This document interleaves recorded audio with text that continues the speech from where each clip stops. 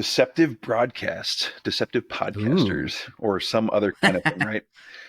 Used Yeah. to be more just TV, but now you'll Okay. see it on your reels, you'll see it on your social media Mm. pop-ups and all this other stuff, and you'll see it on YouTube and all the other channels that provide some kind of video service.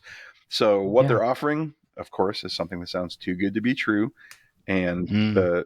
the image is, it's got some kind of legitimate service tied to it, credit repair, investment opportunities, probably the big one. And seniors specifically, especially if they're, they moved into that fixed income range, now they're retired, they're not really working, they're living off of, their retirement funds or the investments they made, they're going to be looking for ways to augment their lifestyle a little bit. Mm. They're not out there generating revenue anymore, and they're looking for just, some kind of get rich quick schemes things. Yeah. And so they're going to end up ensnared in this deceit inside of these kind Mm. of things. And so the Bitcoin scams, the quick investment scams, the I can give you a 20% return on your investment. There's nothing Mm. out there that offers a 20% return that I found. And if there was, everybody would be talking about it, and it would no longer offer a 20% return. And so it would Right. just crash. So the best thing you can do is to talk to your parents about financial things. You see it on TV. Again, remember, they taught us as we were growing up, if it's too good to be true, it probably is. Probably is. Yeah. Remember that advice you taught us. And just because it shows up on on TV or on the internets doesn't mean it's true. And Yeah. really, really, if you're still going to, continue into looking into it, do your due diligence. Take the time, Yep. look online, look at the reviews. If you go to a website or a YouTube channel or a Facebook page or whatever, read the comments, right? You see everybody with the meme, Michael Jackson eating popcorn in the comment section, because sometimes the Right. comments are hysterical and they expose the fraud right there in the comments. And so just spend a little bit of time reading the reviews, looking at the comments, understanding the whole picture of this thing. You just want to do your due diligence with everything that you're buying online. If you've not been to Yeah. that site before, Walmart's a real site. You go to walmart.com, Lowe's, Home Depot, Amazon. These are all legitimate sites, but it doesn't mean that they don't have, fake stores. Amazon can have fake scammer stores on it. They do really good to try to Right. prove the business and prevent, stuff like that from happening. I haven't heard of cases like fake stores, or I didn't get what I was supposed to get because they marketed it this way on Amazon. Amazon doesn't tolerate that at all.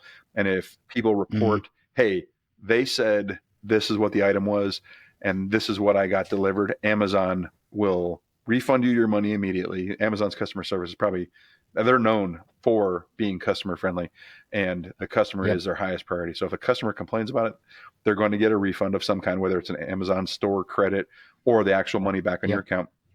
And then they're going to start investigating that store. And if they get multiple repeat, that store is banned from their platform. So, that used to happen early on. I think it was more prevalent, easier for people to get ripped off.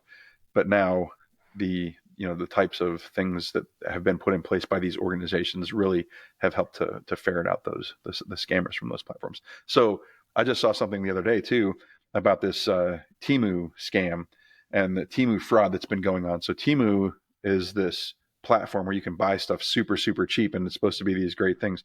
And you just watch and look at all these reviews on Temu, or I don't know if I'm even saying it right, but this software was created by the same company that created this app in the Google Play Store and App Store that got banned because it was loaded with backdoor spyware and malware, and it was taking way more privacy liberties with the software, and it needed things that no real legitimate online store needed unless they were collecting your information and selling it.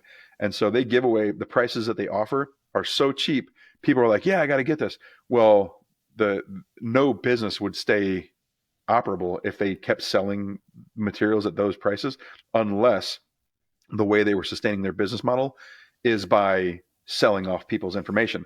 And so I actually saw, I think it Ah. was a TikToker kind of laying this out, that the Timu is basically a scam, and everybody's talking about Mm. it, and everybody's now starting to kind of wake up to the fact